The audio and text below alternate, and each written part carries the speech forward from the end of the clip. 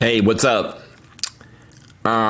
Shortly after I started researching this video, I realized that it's a very broad topic and that it could easily encompass at least an hour.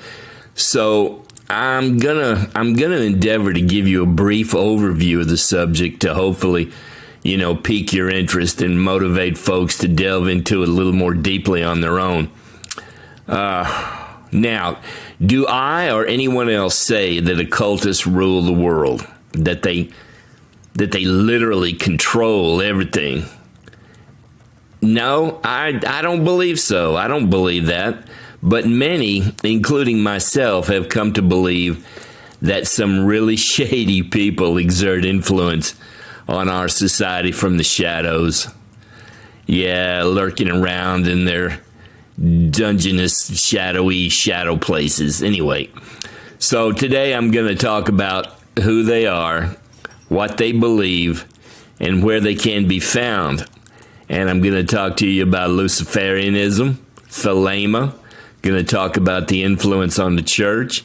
Going to give a brief history of the subject because, this kind of goes pretty far back and it can be very well documented. And I'm going to talk about, where you can find these people, where they are. So anyway, here goes. Okay, let's talk about Luciferianism first. And these guys are really easy to explain. Put it simply, they think that the snake in the Garden of Eden myth is the good guy, and that Lucifer is some kind of benevolent big brother that protects us from that mean old nasty God. And that's it, basically. Anyway, this woman here, her name's Helena Blavatsky, and she started a religion called Theosophy and a magazine that was actually called Lucifer. And then from there, her little congregation started the Lucifer Trust, which for obvious reasons was renamed the Lucius Trust. Gee, I can't imagine why they changed the name. Anyhow, make no mistake, these guys are very influential in the halls of power. How do I know this, you may ask? Because they're the only religious organization that actually has a chapel in the United Nations building in New York. And there it is right there. It's got a little cubist painting there in the front. So, come on, we got devil worshippers in the UN somehow, some way, because it's right there.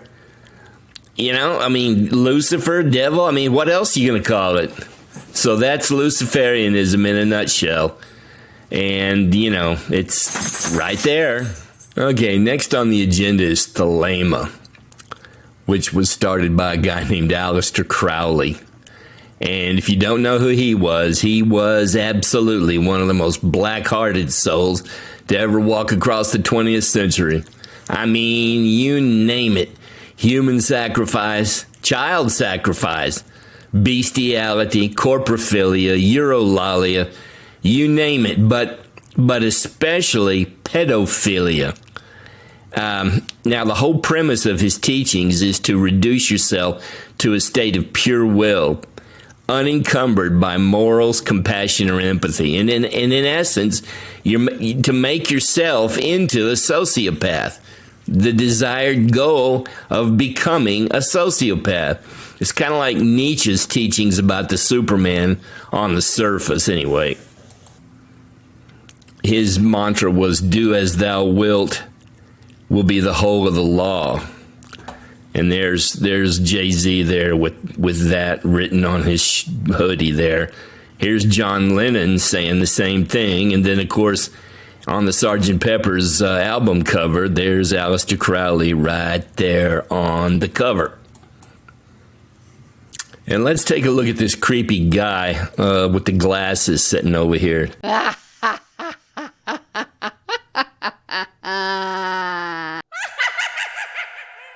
Leaks website and do a search for the word Thelema, and you will see in no uncertain terms that he is a devotee of Mr. Crowley. They have a whole section called the Podesta Emails, search for Thelema, and there he is, in addition to all the talk about little girls and hot tubs and all this other crap. And in those emails, you're going to find he does a thing called spirit cooking with a pretty well-known occultist named Maria Abramovic. And we'll go to her right now. Okay, for the sake of brevity, I'm going to limit this portion to just the spirit cooking and a party she hosted. But anyway, during the spirit cooking ceremony, they all get together and they smear blood all over themselves, and they write all these nasty obscenities on the walls, and you know, you can read them there. I refuse to read them, and if you really want to look, you can find a lot more. But, you know, read it yourself. They also take effigies of babies and they abuse them. Just look it up. Just look it up. And then there's this gala event she hosted, which had tons of really big names in the entertainment industry. Big ones. And there's old Debbie Harry from Blondie up there after ripping the heart out of a cake that looks like a naked woman there. She's holding the heart up to the crowd and, you know, fake blood just gurgling down her arm, you know. And then there's one of the centerpieces at the table, a human head. And once again, you can find this party on there. Those centerpieces were on every table, all over the place. It was all a celebration of cannibalism, because they'd cut the cake up and pass it around, and everybody eat it, and they say, "Ooh, it tastes so good." Now, who would do this? Who would even think of doing something like this? You know, I mean, think about it.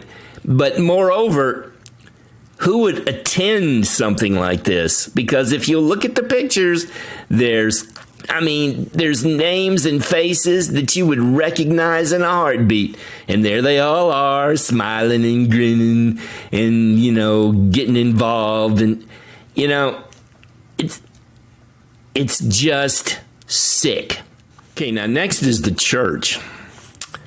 And there are more than just a few priests and bishops in a Catholic Church who are saying that Satanists have infiltrated it right up to the top. And, you know, I don't know. But if you want to get started on that, there's a priest named Malachi Martin who's done some really excellent interviews with Art Bell on all the major video platforms, especially BitChute. BitChute is a lot like YouTube used to be before the censorship. You can find all kinds of stuff on BitChute.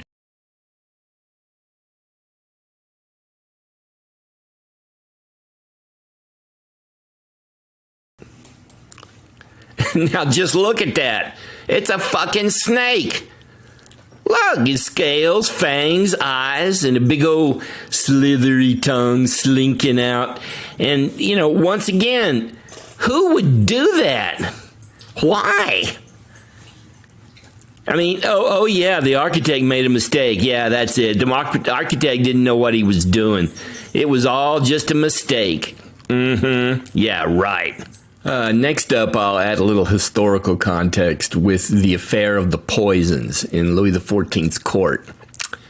Now, old Louis forced all his nobles to come live at Versailles, so he'd keep an eye on them. That way they couldn't be plotting revolts and stuff against him. And this was the first time you'd ever had this many powerful people, governmental people, all jammed together on a more or less permanent basis, because he made them all live there. He wouldn't let them go home. But to make a long story short, they uncovered an extensive ring of outright Satanists there among the nobles. One of them was actually the king's mistress, who'd been doing it for probably 13 years, I think I read. And to top it all off, it's reported that they found the remains of over 2,000 babies that they'd been sacrificing. And if they were doing it there, I mean, think about it. Who's to say it wasn't going on all over Europe for maybe hundreds of years? You know, they just got caught because they were all stuck together there, and it was easier to catch them.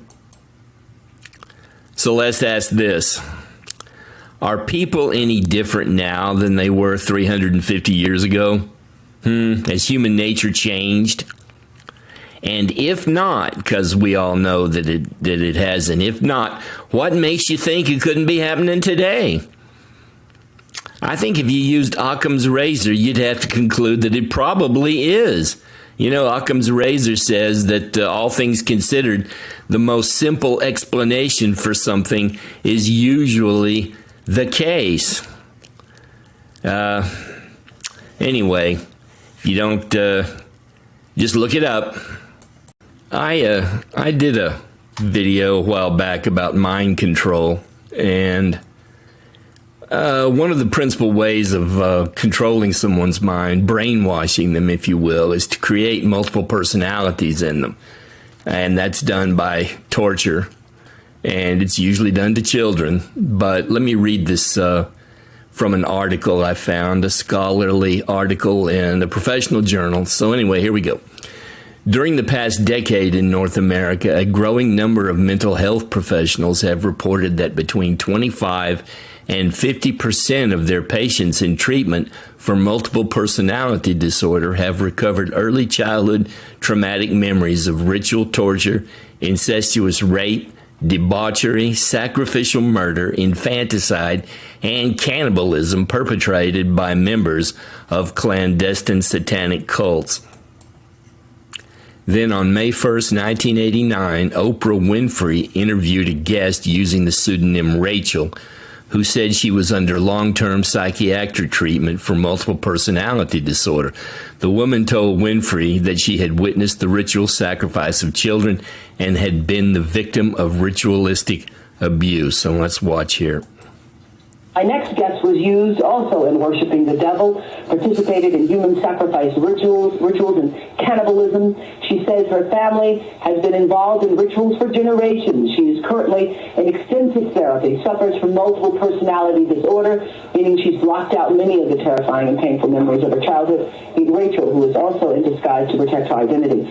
You come from generations of ritualistic abuse? Yes, my family has an extensive family tree, and they keep track of who's been involved and who hasn't been involved. And it's gone back to like 1700.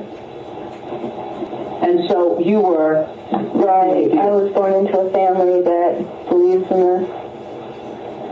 And does everyone else think it's a nice Jewish family? From the outside, you appear to be a nice Jewish girl. Definitely. And you all are worshiping the devil inside the home? Right. There's other Jewish families across the country. It's not just my own family. Okay, so there you see that. And if you want to watch that, it's on YouTube. You can find that yourself. Now, next is one. It's a 60 minutes spot, Australian 60 minutes, and this is about a girl in England who was subjected to this kind of thing. I'll start this now.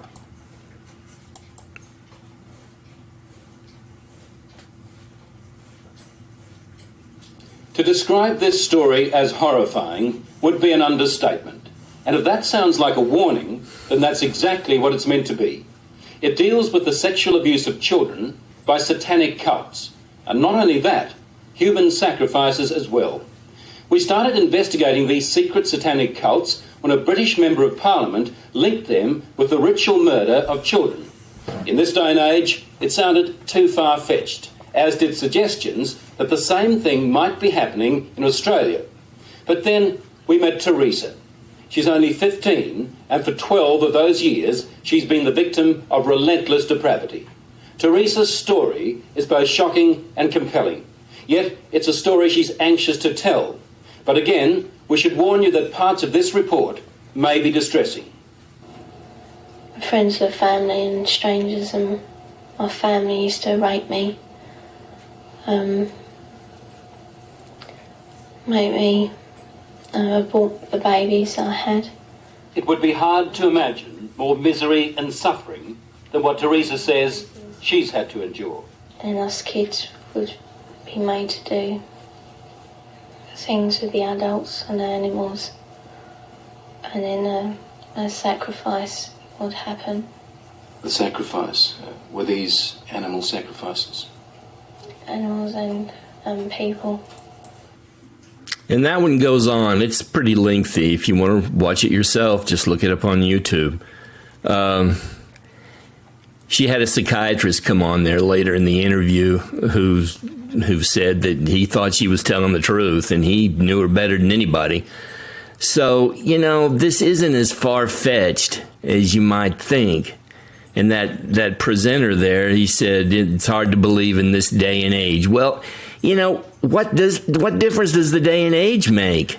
Have people changed? People are the same as they've always been. Just more technology, so they're able to do it a lot better. But, anyway, that's that. I neglected to mention from that previous video that those ceremonies she was describing were occurring in the houses of extremely wealthy people, very opulent. Think of Eyes Wide Shut type houses, because that's the way she described it. But anyway, these people, where do they go? Where are they? Who are they? Well, they gravitate toward positions of power: political, legal, mental health, law enforcement, education, especially special education. For instance, I once ran across a Satanist online, very briefly, and sure enough, she could type backwards as quickly as she could type forward, spelling all the words in reverse at 100 words a minute at least. But anyway, she worked in a charter school for autistic kids. So there you go. I also dated a couple of women, 20 years apart and 300 miles apart, who were in families like this and had gotten out of them. These kind of people just seem to fall into my life for some reason. But anyway, they described basically the same MO that has been described in the last 5 minutes. Now, you may say to yourself, my God, that can't happen. They'd get caught.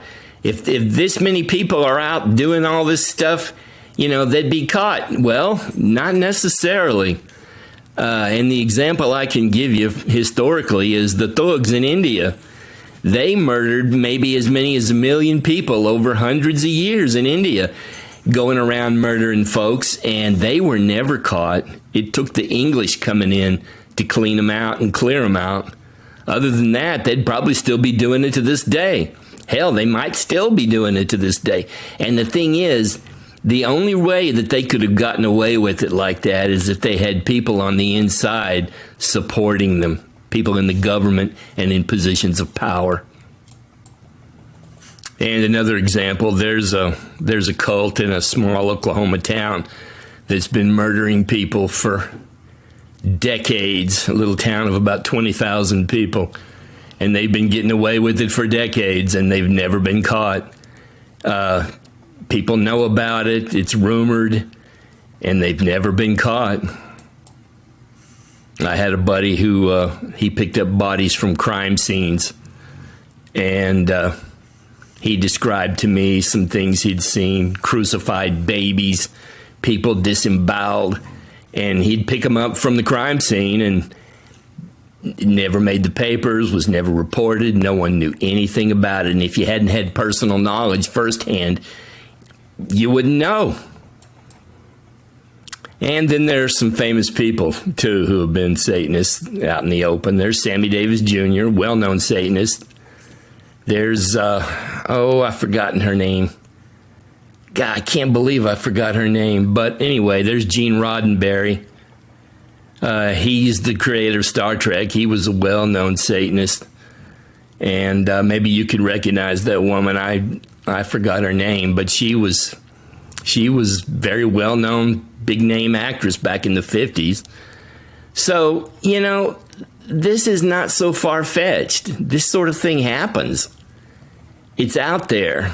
And I think probably the reason people are waking up is because of the internet. For the first time, all we peasants are able to get together across the world and share information. And we're starting to see what kind of a nasty place the world really is and has always been. People are good. There are many leaders who are good, but there's always this shadow underworld that follows us all around, hand in hand. Anyway, if you liked the video, like and subscribe. It's long, I know. If you stayed with it to the end, thank you. Ah.